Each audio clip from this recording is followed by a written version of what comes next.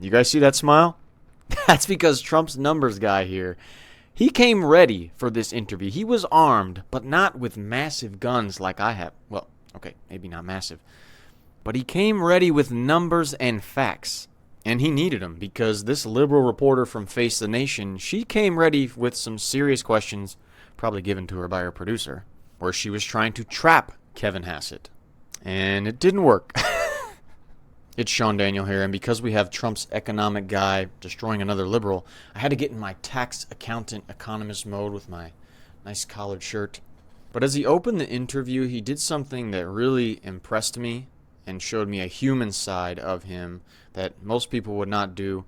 We turn now to Kevin Hassett. He is the director of the National Economic Council and one of President Trump's top advisors. He's also very popular on that driveway where I'm usually alongside about a dozen reporters. So, Kevin, thank you so much for your time this morning. Yeah, first, I do have to take a pause and share your thoughts and prayers with the people of Texas. It's an incredible, heartbreaking story, and Kristi Noem and the president have instructed the federal government to throw everything they've got at helping the survivors and helping clean up that place. And so anyway, I'm really heartbroken today to see these stories, and I want you to know that in the White House, everybody is putting every effort they can into helping the people of Texas today. It's so cool to see him be that real and honest with the audience and with the reporter, just so we can understand these guys are human too. But don't worry, he's going to start cooking real soon as this reporter keeps trying to press him. I want to move now to the one big, beautiful bill that, of course, the president signed into law on Independence Day. You have it, and now you have to pay for it. And there's a consensus that this bill adds tremendously to the deficit. I know that you are so familiar with these numbers. The Yale Budget Lab estimates it will add $3 trillion to the debt. The Tax Foundation says this tax portion of the bill could also add $3 trillion to the deficit. The Committee for a Responsible Federal Budget, which factors in interest on the debt, says it could add up to $5 trillion over the next decade. And on this very program, even Speaker Johnson answered in the affirmative when asked if this bill would add over $4 trillion to the deficit. I know that the administration says the bill will actually shrink the deficit by $1.5 trillion. Help me understand why there is such a drastic difference between your number and all those others. Shout out to her. That was an amazingly framed question without animus. That was impressive. Well, first of all, let's remember that science is not democracy. Truth is not democracy. Our estimates are based on modeling that we used last time when I was chairman of the Council of Economic Advisors to say what would happen if we had a bill, how much growth we would get. And we said, and we were criticized soundly, that we would get 3% growth. And we even had the really technical macroeconomic models that said that we would get 3% growth. We run the same models through this tax bill. It's even better. And what we're seeing is that if you get 3% growth again, then that's $4 trillion more in revenue than the CBO and these other bodies are giving us credit for. They have been wrong in the past, and they're being wrong again in our belief. But the thing that disappoints me is that if I put out a model and I say, hey, here's what's going to happen, we're going to get 3% growth, and then it turns out it's 1.5% growth, then as an academic economist, as a scientist, then it's my duty to say, what did I get wrong? What did my model miss? These people aren't doing that. And that's the thing that I find disappointing, because we put, peer-reviewed academic stuff on the table, said we're going to get that 3% growth, and then we got it right last time, and we believe we're going to get it right this time. But if you think that 1.8% growth is what's going to happen over the next 10 years, then you should agree with the CBO number. But there's another part of the CBO number that you need to worry about, and that is that if we don't pass the bill, that it's the biggest tax hike in history. And with that big tax hike, then of course we would have a recession. The CEA says that we'd have about a 4% drop in GDP and lose 9 million jobs. If we had a 4% drop in GDP and we lost 9 million jobs, what would happen to the deficit? And so I don't think that the CBO has a very strong record. I don't think that these places have a very strong record. And what they need to do is get back to the basics of looking at macroeconomic models. There's a really famous macroeconomist at Harvard named Jim Stock. They should go back and read everything Jim Stock has written for the last 15 years and fold those into their models, and then maybe we could talk. I want to talk to you, Kevin, about another number that I... Kevin, Kevin, you just confused me with all these deep numbers and phrases and terms that I don't even know, but I'm just a little lonely anchor. What? He started off slow in the interview, but now he started cooking. And the funniest thing, I don't even understand fully what he was explaining. I could just tell he was cooking. I never thought of what he just said, how they never come back and reanalyze how they got it wrong and maybe explain it to the public that they got it wrong. But if Kevin Hassett or the Trump administration gets something wrong, they got to explain it day in, day out on news interviews just like this. But those little agencies, no, they just get to sit behind their big concrete buildings in D.C. or wherever they're housed and keep trying to make estimates with no repercussions. I want to talk to you, Kevin, about another number that I know you and the president disagree with, but that Democrats and many Republicans are worried about, and that's the CBO's projection that as many as 12 million Americans could lose Medicaid coverage because of this law. What is the NEC's estimate for how many people could lose coverage? Well, yeah. Let's unbundle that a little bit, because first on the CBO coverage. So what are we doing? So what we're doing is we're asking for a work requirement. But the work requirement is that you need to be looking for work or even doing volunteer work, and you don't need to do it until your kids are 14 or older. And so the idea that that's going to cause a massive hemorrhaging in availability of insurance doesn't make a lot of sense to us. And then if you look at the CBO numbers, if you look at the big numbers, they say that people are going to lose insurance. About 5 million of those are people who have other insurance. They're people who have two types of insurance, and so therefore if they lose one, they're still insured. And so the CBO numbers on that side don't make any sense to us at all. But on the other side, go back to 2017 when we had work requirements for Obamacare, and they said that we'd lose about 4 million insured between 2017 and 2019, and about double that over the next 10 years. And in fact, the number of insured went up quite a bit, by more than 10 million over those 2 years, because the bottom line is the best way to get insurance is to get a job. And we've got a big, beautiful bill that's going to create a lot of job creation and a lot of insurance, and the CBO is just not accounting for that. Well, and again, they need to go back and look at all the things that they got wrong. You realize that they're underestimating Medicaid spending by 20%. They should look back at all the things they got wrong and explain what they're going to do to get it right in the future and to do a better job. And if they do that, we'll take them more seriously. But right now, I don't think any serious thinker could take them seriously, because they've been so wrong for so long. Even back, if you go back to when President Obama passed Obamacare, they got every single number there wrong about how many people would get private insurance and how few people would get Medicaid and so on. And so their record in this modeling space is about as bad as it's possible to be. In fact, you could kind of roll the roulette wheel and come up with a better set of numbers, a better track record history than CBO. Kevin Hassett, you dirty dog.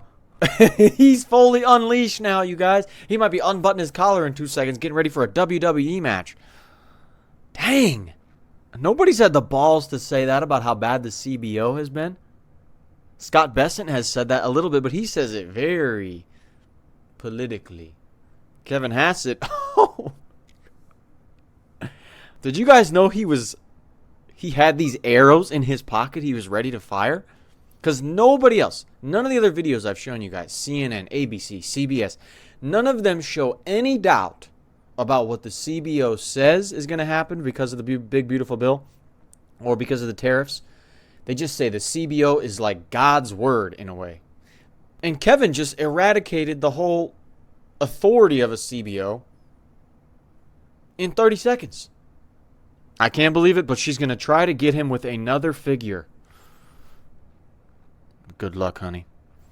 Kevin, what about the enhanced subsidies? Is that number wrong, too, that the ACA allows about $705 for people to help pay for their health insurance? That doesn't sound like the waste, fraud, and abuse that I know you and the president have talked about eliminating. That just sounds like people who cannot afford coverage, and now it's going to be even more so with these subsidies gone.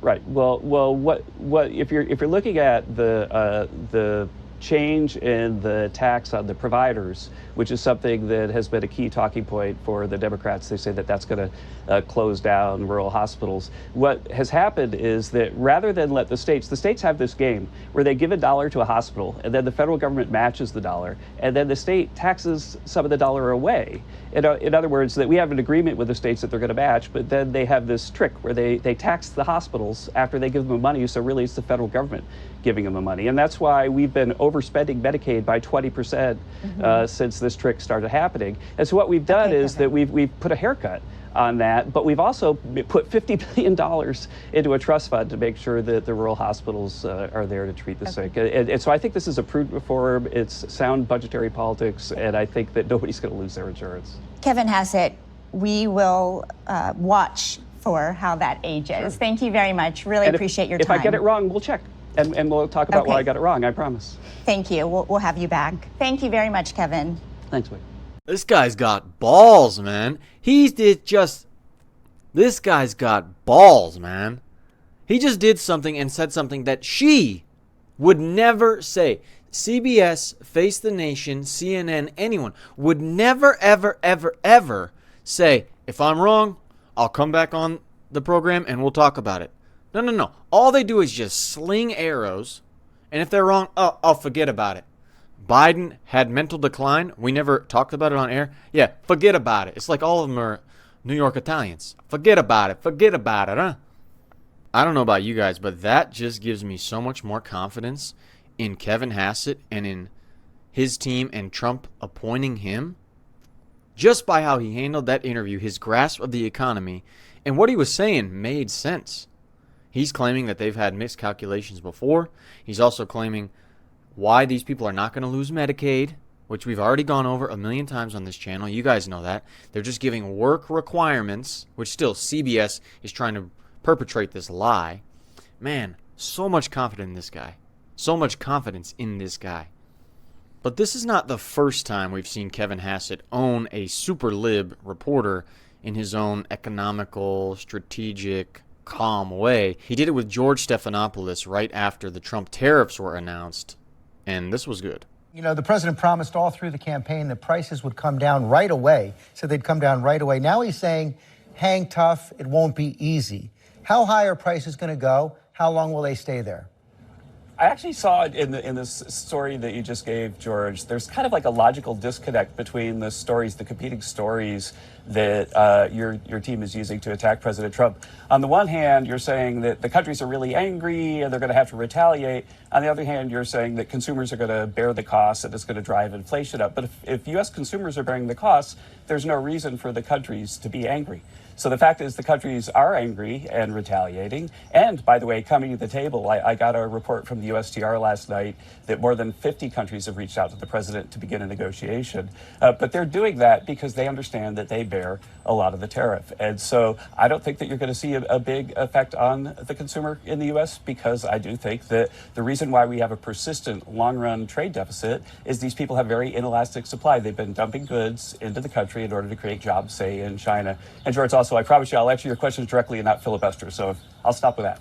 Well, what do you base? So Kevin's got a long track record of handling these direct, pointed, even sometimes lies of questions by reporters, which is one reason why when I see a Kevin Hassett interview like this, I try to make a video about it for you guys because it's always educational to see some of the facts economically about what's going on, about bills, about tariffs. And he doesn't come on trying to be charismatic. He doesn't try to come on and be like Howard Lutnick or some of these other guys, or even Trump. But he just shares what's going on, what are the facts, numbers, and it makes sense. And some of the points he makes, like, why doesn't the CBO or these other agencies ever come on and admit they made a mistake? Why don't you guys admit you made a mistake? I will come on this show and admit I made a mistake. Just things like that are very impressive to hear, and it gives you guys... And I think it can give you, like it gives me, more conviction and believing in who is on Trump's cabinet and who are in these positions that are impacting my life, your life, millions of people's lives in America. Because so many of us believe in Trump, but we don't know all the details of different people on his staff. There's so many people that do interviews and we know about, we don't know about. And I think seeing these type of videos, at least I hope, gives you guys that more conviction. It's SeanDaniel here, and if you want to see more of this interview where Kevin Hassett is smiling despite the angry questions he was getting from George Stephanopoulos, and if you want to see just how much Kevin was right from what he said 3 months ago to what's happened today, you can check out this video right here, and I will see you in the next one.